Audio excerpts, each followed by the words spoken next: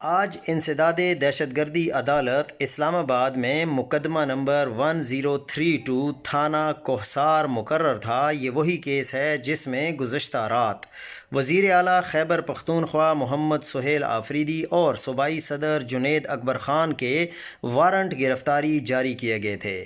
یہ وارنٹس غیر قانونی اور 2024 کے پرانے وارنٹس تھے۔